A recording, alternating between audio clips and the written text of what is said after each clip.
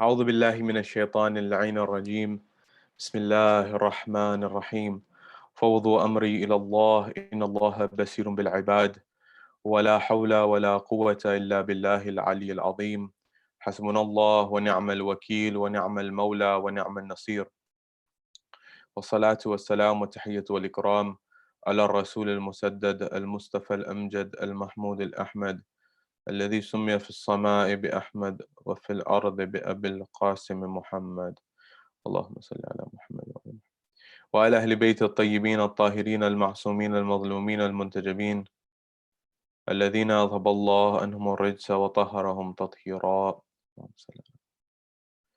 وقل رب اشرح لي صدري ويسر لي أمري واحلل عقدة من لساني يفقه قولي أما بعد قال الله تبارك وتعالى في كتاب الكريم بسم الله الرحمن الرحيم إن الدين عند الله الإسلام صدق الله العلي العظيم زينوا مجالسكم بالصلوات على محمد وآل محمد اللهم صل على محمد وآل محمد. My respected elders, brothers and sisters in Iman, Salamun alaikum jami'an wa rahmatullahi wa barakatuh. What is the goal of your life? What is the goal of your education? Keep those two questions in the back of your mind, inshallah. We'll return to them. We've discussed a substantial amount of information up to this point and built on the concept that we began with. The ideas of modernity, the ideas of philosophy, the ideas of ethics, and the ideas of spirituality, with our ultimate goal being to try to achieve spirituality in our lives by virtue of proper ethics and by virtues of proper thinking in the Islamic framework. Today, I want to discuss some of the crises of modern societies. What is the crisis of modernity, number one, and how is it relevant to us today? And how do we use that to try to reconcile religion and modernity? Number one. Number two, well, I want to look at what does Islam say with respect to this? What is Islam's perspective on this? Is Islam somehow against modernity, or is Islam for modernity? Is Islam neutral? What's the Islamic perspective? And how can we implement this in our lives? And number three, what is some of the science saying with respect to what are the things that we can perhaps adopt in our personal lives, in our communities, in our societies, so that we can get practical solutions that are within also the Islamic framework that we can implement so that we can have more fruitful, positive, well-being oriented, and happy lives. This is the focus of our conversation today, inshallah. The first point that I wanted to discuss is modernity. How did society change from in the last 200 and 250 years? How has society changed in a way that it's different today? And why is that important for us looking at society living in 2020? I want to take us back to 1760. And this was a turning point in the history of the world. What did the world look like at that point in time? It was that moment in time where we were seeing a shift, we were seeing a movement that was going away from these dynasties or these ruling classes that were in a particular era and just ruling over their particular regions, and actually moving more and more towards, for example, global colonialism. And with that, we saw the rise of what we now call modernity, marking that era of 1760 and the likes. And when this happened, you notice that in certain regions and pockets, there were certain dynasties and invasions and things of this happening. For example, if you look at the Indian subcontinent, you would have the Mughals, who were relatively were not indigenous to that population. They were not locals. They had come from other places, for example, and they had their territories in place. But as time progressed, they lost some of their territories in India, for example, to other local rulers, and their domain began to get smaller, for example. At the same time, throughout the globe, you had similar phenomena occurring. And so it gave rise to colonialism in the form of many countries, such as Spain, such as Portugal, such as the United Kingdom. And many of these began to see opportunities across the globe, colonize lands, and take resources and use it for their particular lands. At that time, in 1760, the richest place per capita in the world actually was the Caribbean. That is, it was that place that was so vibrant because it had one resource that was extremely, extremely valuable to the world, and that was sugar. And this sugar would be exploited in that region and brought towards Europe. This is all very important to understand what happened and how did we get here. The reason I'm mentioning this is because at that time, Europeans didn't necessarily have an appetite for sugar, nor for coffee for that matter as much either. But this is where individuals saw this and saw a business opportunity, an economic opportunity here, particularly regions such as Spain and Portugal and the United Kingdom. And they began to take that territory and bring these resources back to their countries. And in light, 1760 and beyond that led to what we now call modernity. So how are societies changing in modernity from what was one model that was a traditional model to the modern model? What happened there? So I mentioned the resources that were being brought, for example, the sugar and the coffee. This actually gave rise to the concept and the reinvention of the concept of breakfast in Western Europe that came to America as well. So sugar and coffee became a staple of, for example, the breakfast. Another crop that they used was tobacco as well, on a side note. So how was society changing from in traditional to modern? And how can we understand that as Muslims living in the modern era and the modern society? Well, what was happening as part and parcel of this is three main elements, among many others, were the highlight. Well, energy was changing. How was energy changing? Energy was changing from natural man-made energy and was natural energy that is found in the land through God's resources. And it was moving towards more man-made structures. For example, it was starting out with those things that were coal and moving towards, for example, steam or coal engines. These things were becoming more man-made, natural, moving from natural towards man-made. That was one movement, the energy movement. Number two was the economic movement. Before that, before 1760, you'd be surprised to know less than 10% of the world population actually lived in cities. Most of them lived in rural localities. They lived in suburbs or far out from the suburbs, the rural isolation in towns. In fact, less than 15% lived in towns. That means a town was defined by 2,000 or less people, 2,000 or more people, I should say. And so what was happening here was you had people who were living in very rural locations, and most of them were farming.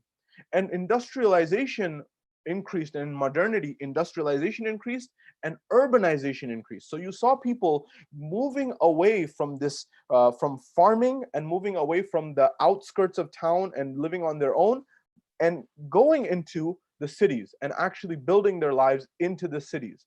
And when they did this, this caused another movement.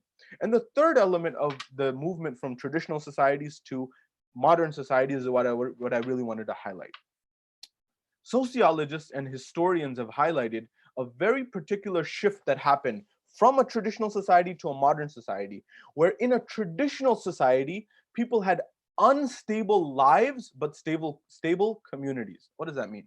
Their lives were unstable in the sense that they could have a plague similar to what we're enduring today. They could have a situation where, for example, their life was taken at any moment because of an accident. They didn't have insurance. They didn't have any protections. They could get sick. At any moment, their particular individual lives were unstable. But their communities, historians say, were stable. They had a stable sense of community, in the sense that if something happened to them, there were still some types of protections. Maybe somebody in the community, in the society, would look after a loved one, or there were some elements of a sense of community that was still stable and still strong. Why? Because people typically didn't move very often from place to place prior to 1760. People were living in the same town, in the same geography, in the same dynamics their entire lives. You would marry the person who was down the street from you. You lived in the same community, everyone knew each other. That's how life was. But the shift that happened in modern societies, according to historians and sociologists, is we moved from unstable individual lives and stable communities to stable individual lives and unstable communities. Why is that significant? Why is that important? The reason that's significant, the reason that's important is because an individual may have a stable income in the modern society. They may have a stable job for themselves, their families, things of this nature. They may be stable in those sense as an individual, but they don't have a stable sense of community in the modern era. Why? Because people move around more. I get a job in this city, I get a job in this city, this country. I am willing to move across the globe for economic goals. And through that process, I don't make those connections that I had before. In fact, research has shown a lot of times that after the age of 30, it's much more difficult to make friendships and new connections. And so when someone's constantly moving from city to city to town, not that I'm saying that's not necessarily something bad, Rasulullah, the Ahlul Bayt had examples of this, of migration, no doubt about it. But when someone constantly does this and doesn't at the same time focus on a concept or a sense of community, what happens as a byproduct of this is you lose your sense of meaning. You lose your sense of belonging. You lose your sense of purpose. You lose your sense of being part of something bigger than yourself. And this has negative impacts on the mind and the psyche of the mind. It can lead to greater sense of isolation, greater sense of loneliness, greater sense of anxiety, greater sense of depression. All of these things emerge from this dynamics of stable individual lives, but unstable communities that we face and we see in modernity and industrial economies. That's the first level of analysis, how our society has shifted given the dynamics of the changing world. Islam, the second level of analysis that I want to come to. What is Islam's perspective in this? Is Islam against modernity? Is Islam for modernity? Is Islam neutral on modernity? What's the view? You see, with respect to the last point in particular, the concept of community, and in particular, I would say stable communities within Islam is extremely important. Why did Islam emphasize, for example, the masjid, the masajid, the mosques, going to the mosque 5 times a day or 3 times a day, going for the 5 prayers to make sure you're there? Not only was it about, for example, praying to Allah subhanahu wa ta'ala, to God Almighty, which is the primary focus, but it wasn't just that. Because when we go to pray, we're not only praying, we're supposed to greet the people to our left and our right. We're asking them, we were supposed to at least ask them, how are you doing? How's life? Is there anything that I can be of service to you? Is there anything I can help you with? You know, sometimes in our communities, we live in this, we've adopted this model of the stable individual life and the unstable community that I alluded to of modernity in our own communities, whether we realize it or not. What do I mean?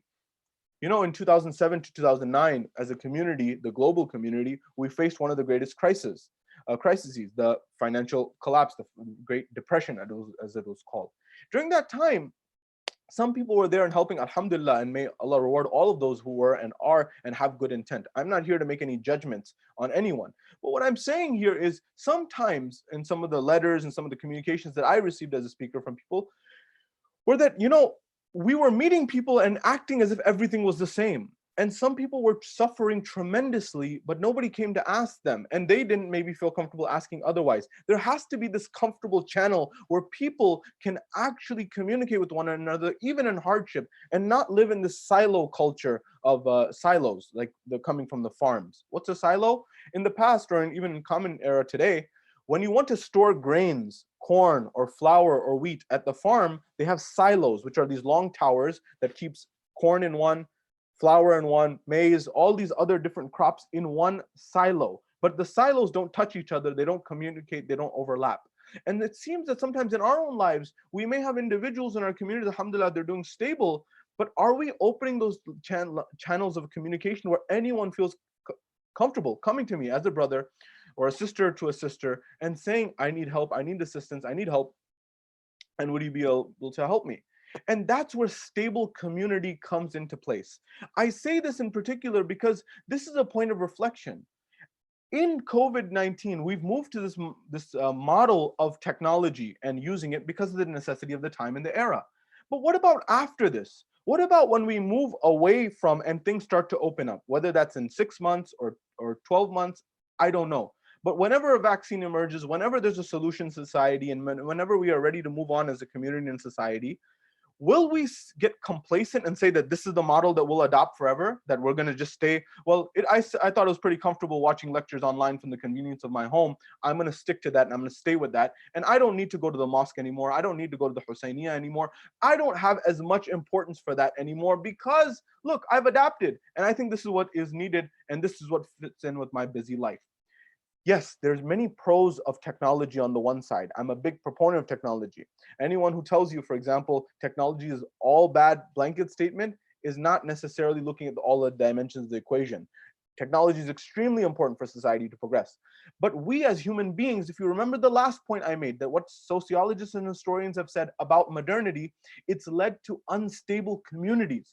And we, by human nature, need a sense of community. We need a sense of belonging. We need a sense of friendship. We need a sense of relationships. If you remember the PERMA model, which I explained, the variables that scientists look at, psychologists look at to determine happiness and well-being in life, Well, what were those? The primary one, the R in PERMA, actually stands for relationships. It's the most important dimension of happiness and well-being in one's life.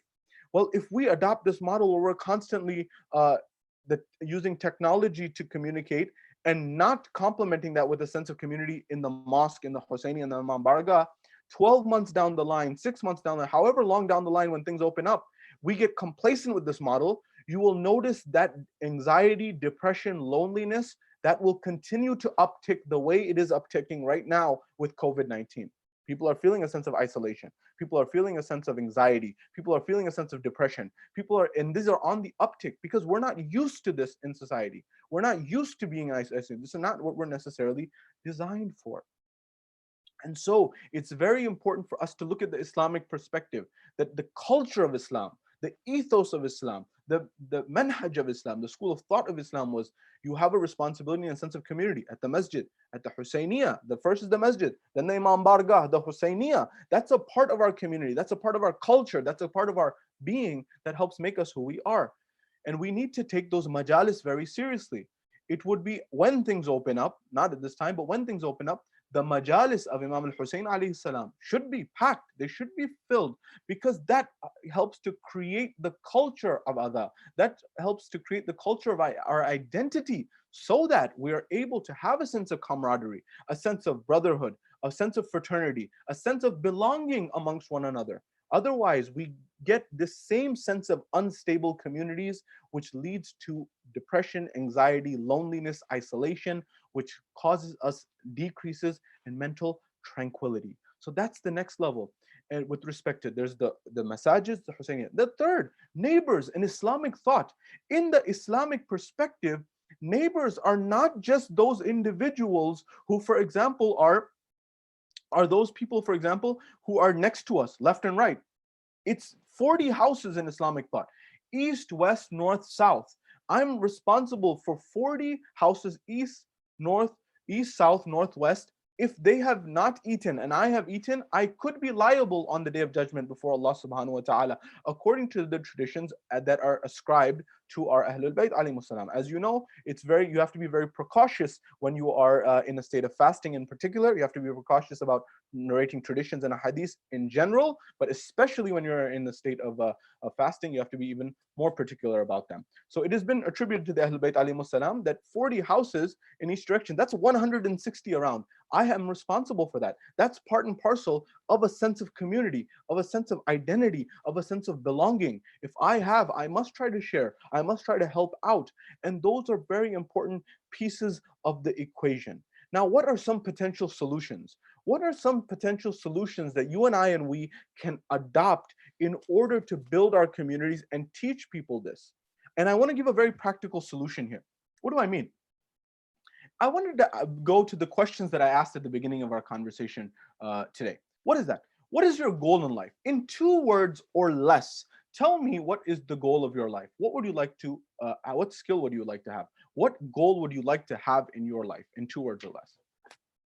Think about that for just a second. Well-being, happiness, things of this come to mind? Very good. So you want to be happy, you want to have well-being, you may say a sense of accomplishment, you may say, for example, relationships. All of these are good answers in 2 words or less. Now, I want to speak in particular to educationalists in our community. I want to speak to teachers. I want to speak to people who run madrasas, people who run full-time Islamic schools, people who run Sunday schools, Saturday schools, Islamic institutions, people who are part of the education system. Because I remember, if you remember, in light of the words of Sayyid Hakim, Islam has one unequivocal goal, and that is to enable its followers to pursue excellence. And the way it allows its followers to pursue excellence is by knowledge and learning. That's why so many verses of the Quran have focused on knowledge and learning. And this is not simply Islamic sciences. We've made this difference of Islamic sciences and the likes. Why do I say that?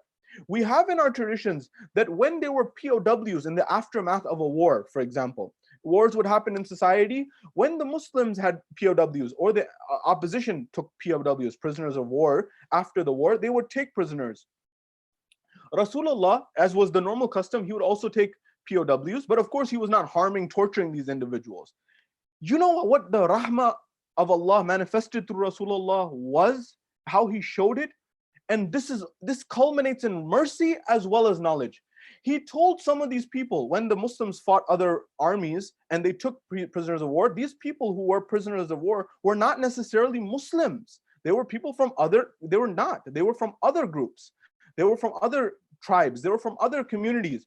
He said that one of the ways that you can go free and you get your freedom is what? You teach 10 people from our community knowledge. The question I have is, did those people who Rasulullah said, you're right now under our custody, but if you teach 10 people, you are free to go. You have won your freedom if you teach people. My question is, were those people experts in fiqh, Islamic jurisprudence? Were those people experts in, for example, the Islamic tenets? Were those people experts in the concepts of Tawheed, Adala, Nabuwa, Imama, Qiyamah? That's Usul ad-Din. Were those people experts in, for example, Furu' ad-Din, for example, Salah, Sawm, the Ahkam? Were they? They didn't know about it. That means that he was telling them, teach them how to write, teach them how to learn. Those were what we would now call secular sciences. But in light of the teachings of Sayyid Sistani and other scholars, when asked about what advice for our younger generation, Sayyid Sistani, in his beautiful letter that he gives, that I recommend everywhere I go, of advice to young people, he says, try to excel in education, try to specialize in something. And then finally, the most beautiful point, in my opinion, which he states is, don't just absorb knowledge, contribute to knowledge. Why is it not that the books that you study in chemistry and biology and physics and economics and mathematics, those books, why do they not have your name on the front, so that not only you benefit, other people benefit from the knowledge that you derive? As followers of Ahlul Bayt, we should be at the forefront of knowledge. Therefore, I want to give a practical solution to educationalists in our community. What is that? Adopting the model of positive psychology and resilience education in our communities. So I asked, what's your goal? And this was asked by researchers at the University of Pennsylvania, in the UK government, and also in Australia. What was the question asked? What's your goal in life? What do you want to achieve in life? And the answer unequivocally came forward: wellness, well-being, and happiness. Well, then the next question is, well, what does your school teach you? Think about that for a second. In 2 words or less, tell me, what does your school teach you? And the answers that come back often are discipline, are memorization, and things of this nature. Why is it that there is no overlap between what your goal is in life and what the educational system teaches? This raises this issue, and this point that you and I should notice is that there is a gap between what are our goals in life, happiness, well-being, fulfillment, and what the traditional educational system teaches. That is memorization, that is discipline, and accord of these natures.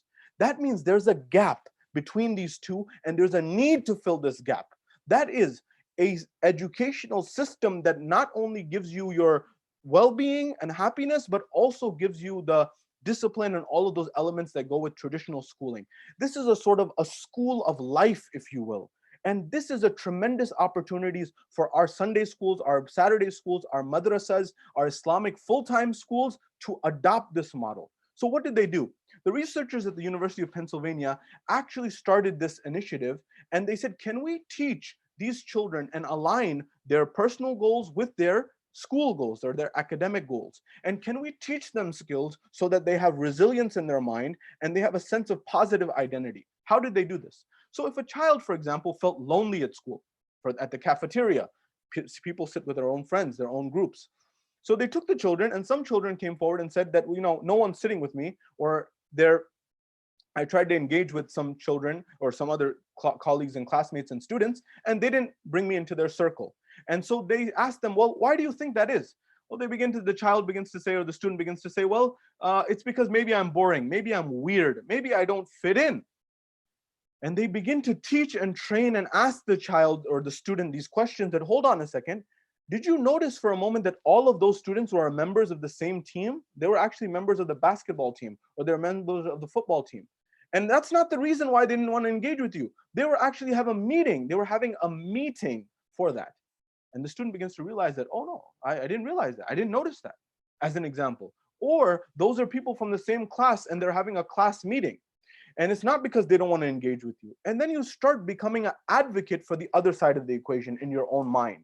Rather than thinking that people don't want to hang out with me, people don't want to be friends with me, not because I don't, not because I'm weird, but because they're doing something else and I have priorities in my own life. So teaching these skills of positive psychology and resilience. What were the benefits gained from this? What were the benefits gained in these schools from adopting and teaching positive psychology? Well, you notice that the depression rates decreased, their sense of well-being increased throughout the board.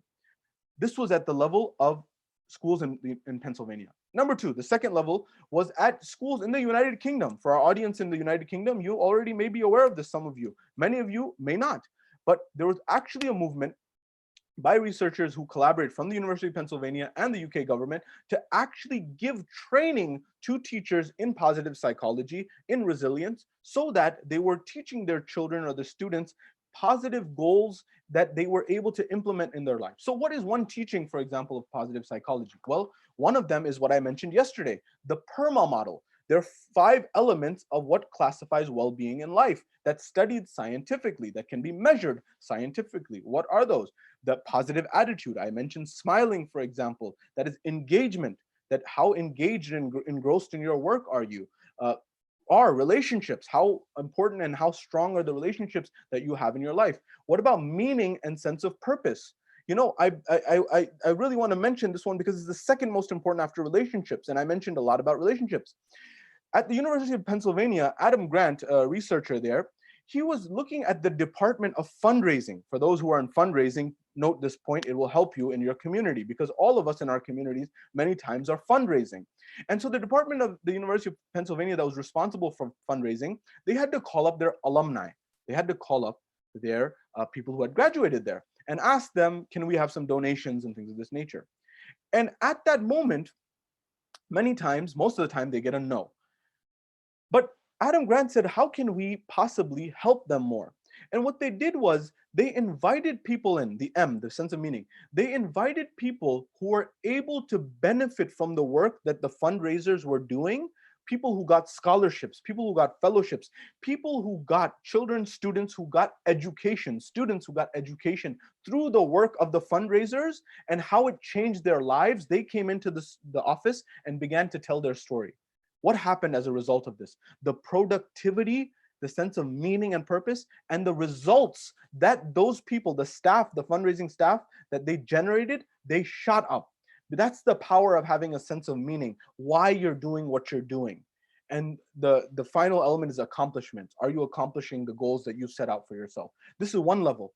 Another level of how you can teach positive psychology in your madrasa, in your school system, is actually implementing this model of asking people just in the beginning of the day, 3 things, the what went well yesterday exercise.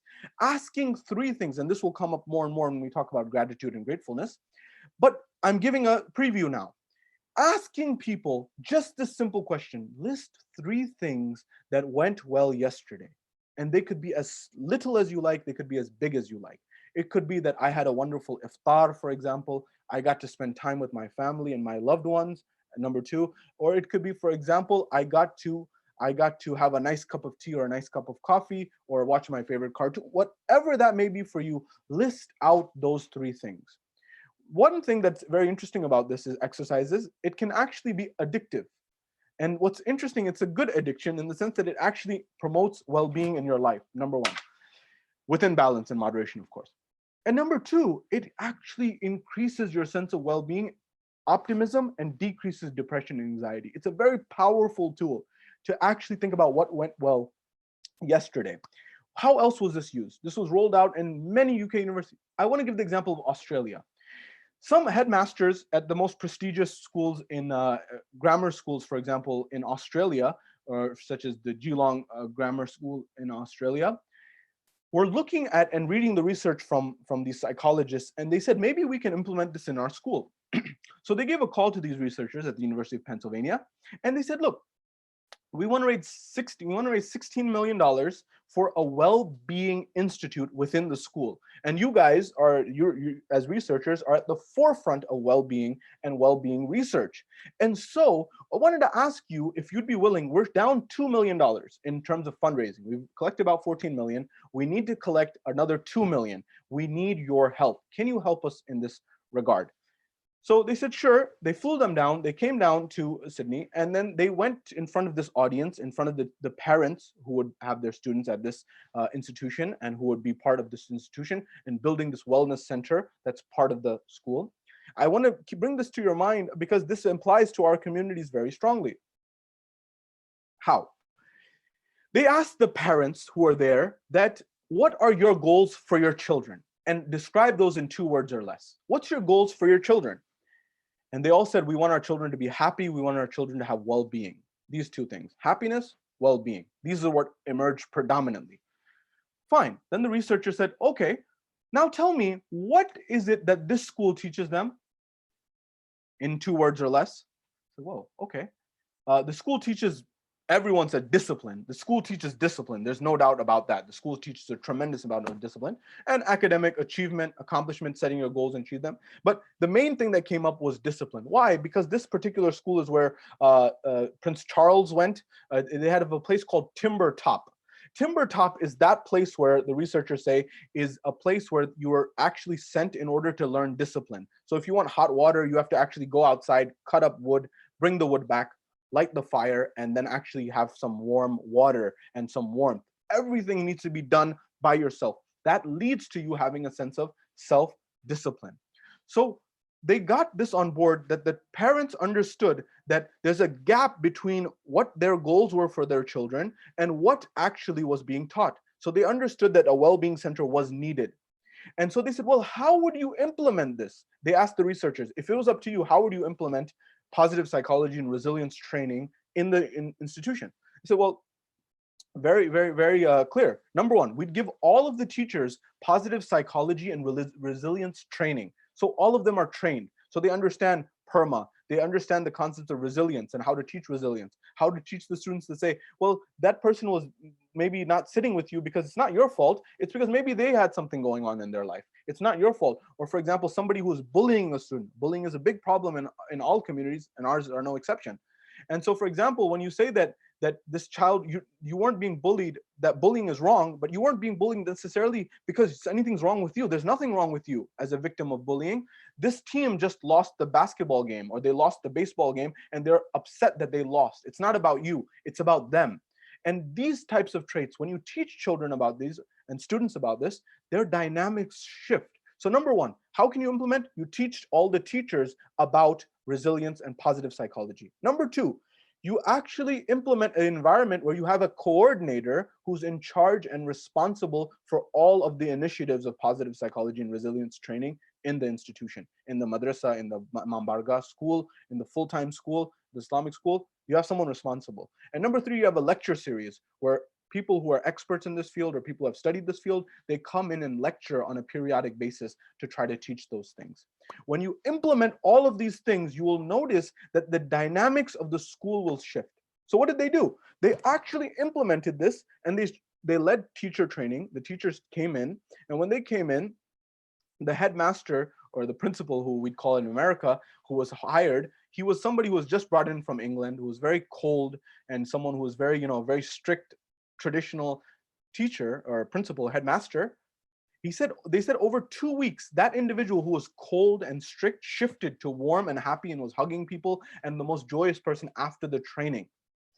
And that person, that headmaster's spouse said that his life has changed because of this training. The idea being that we could potentially implement these things in our own communities because it reduces depression. It actually increases optimism and positivity in society. Many times in my lecturing, and I've been asked wherever I go, bihamdillah, through the Ahlul Bayt alayhimus salam, in Europe, in North America, in India, how can you get youth back to the Imam Barga? How can you get youth back to the Husseiniya? How can you get youth back to the mosque and the masjid? One of the best ways that you and I can do this is perhaps establishing a wellness center, establishing a wellness community within our mosque. What does that mean? It doesn't have to be $16 million. It could be just a few chairs. It could just be a coffee, like a little coffee machine. It could just be some place that people feel at home, and there is an environment and an ecosystem to talk about positive well-being in light of Islam. And what are the akhlaqi, the ethical traits of Islam, the spiritual dimensions of Islam? Believe me, I have this thesis, my dear brothers and sisters and my friends, that the world, when something is a practical solution that helps me in my life, it gets adopted. If you look in the West, in Silicon Valley, throughout America, and throughout Europe, across the globe, the concepts of, for example, yoga, for example, have been adopted, of Hindu spirituality, of Buddhist spirituality, have been adopted by people who don't adhere to the Buddhist faith. They're not Buddhist by practice. They're not even Hindu by practice, but they believe that there is a practical benefit in these teachings of those religions.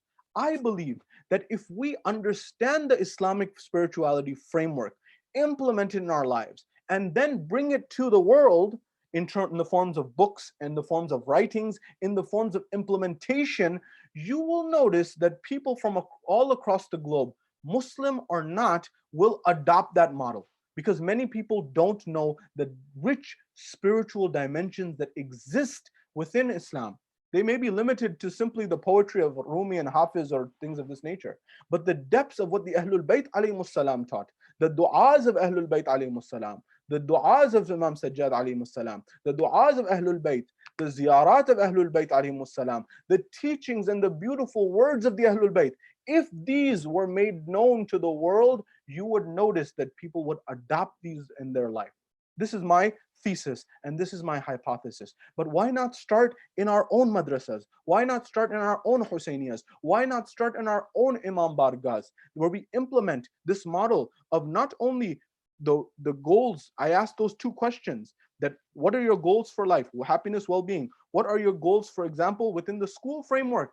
But you also have goals where? You also have goals of your spiritual goals. How can we mend and measure and mesh all of these so we create comprehensive individuals that are the best in every dimension of their lives? That's the real premise of what I'm getting at. How can we implement that in our world so we create a better world? This is a challenge and an invitation to educators in our community to see how we can optimize our communities to be better place, so we can give rise to scholars that we have, such as the scholars of the past and the scholars of the present. How can we give rise to more Allama Tabatabai, Sahib Tafsir al-Mizan? How can we give rise to more of the likes of Sayyid Sistani, for example? How can we give rise to more ulama, people who have this worldly as well as the secular as well as the religious, which again, I said I'm not a fan of this delimitation, or I'm not a fan of this, but what I'm driving at is having a comprehensive understanding of this world, which, by the way, if you follow our maraji, many of them have a completely comprehensive, or as close as you can get, understanding of the world. They're not disconnected. We need these types of young people and give rise to them with well-being centers in our communities, in our societies, that can look after their needs and well-being. This would be a very, very valuable element. Going on the first point that I mentioned, modernity leads to unstable communities. If we can create well-being centers for the general youth in our community, as well as for the madrasa students in particular, you will notice that it will lead to a gravitation, and you couple that with the Islamic spirituality and the Islamic teachings of ethics and morality, you will notice, and I'm confident, inshallah, we will notice a better world. We will notice a world where our youth are not susceptible as much to drugs and alcohol and resorting to all of these other things, which they're using many times as coping mechanisms to fill a void that's in the heart. That's really what's driving at. You have to deal with the issues of the heart. If someone feels empty, if someone feels lonely, if someone feels all of these things, they are more inclined to go towards those vices that I mentioned earlier. If we can be proactive rather than reactive, we have a hope of creating a better world and a better society that you and I can all benefit from. What's another teaching that you can implement? A final note, and I'll conclude here. Relationships. How can we implement absolutely amazing relationships in our community. What is that? There's the model that I want to share with you, and this is where we'll conclude. This is part of the teachings in the educational system. What is that model? It is active versus passive in terms of constructive or destructive. Is your communication either active or passive, and is it constructive or destructive? This is one of the most important things for well-being in marriage relationships, in family relationships, in all types of relationships. Are you giving active or passive communication, and is it constructive or destructive? One of the most important things is when a loved one, such as your spouse, tells you something, for example, like they got a promotion at work, how do you respond to them? Do you say, for example, you got a promotion at work, that means that our tax bracket is going to go up and that means we have to pay more taxes? That would be an example of something that's active, destructive. This is the worst form of communication. That's the last thing you want to say to someone. Another form of that is, for example, where you say that for example, the person comes forward and said, well, congratulations, great job. This, you may think, is a wonderful response, but this, according to researchers, would be classified as passive constructive. It does nothing. It's blank. It's like wallpaper on the wall. It's not very helpful at all. The person doesn't feel acknowledged. What's the best type of response that you can give to someone so they feel fulfilled in life? The best one, according to researchers, is something called active constructive relationships, ACR, active constructive relationships. What happens in active constructive? Your spouse comes and tells you, I got a promotion at work. I landed a big client. I had an amazing, amazing achievement. You stop there and you look at them and you become actively engaged in that individual, your spouse, your loved one. And once you become actively engaged, you then say, I read or I saw some of your work, and I think this is some of the most amazing work. For example, the report that you wrote, I read it and I feel like this is one of the best reports I've ever read. The design that you created, for example, I felt like it was the best design. You tell them that, and then you say, hold on. Well, when you got this promotion, what did your boss say? What did your manager say? And where did they say it? What did they say and where did they say it? You help that person relive the experience. And when they relive the experience, you actually become active and give them that positive or that constructive feedback. They feel whole. This actually increases love. This actually decreases divorce, according to statistics. It increases the love in a relationship and decreases divorce in the relationship. Active, constructive feedback. We need to teach this as educators to our communities, in our families, in our homes, and in our lives. Our followers of our community should be the most equipped in this dunya from the science as well as the teachings of the Ahlul Bayt alayhimus salam. Wa akhiru da'wana alhamdulillahi rabbil alamin.